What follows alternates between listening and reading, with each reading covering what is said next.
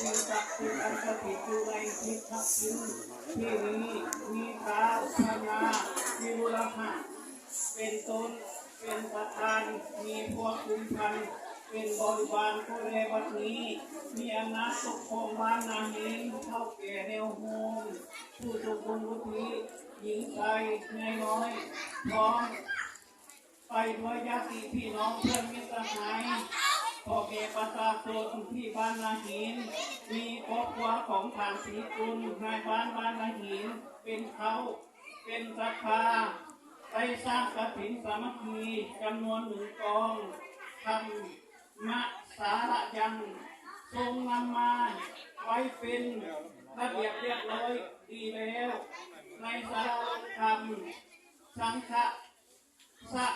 พยาเทมะก็แก่เทพเจ้าเหล่าหมู่เทวดา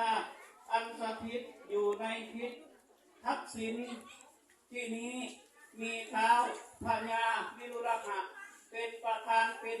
พวกกุมพันเป็นบริวารขอจง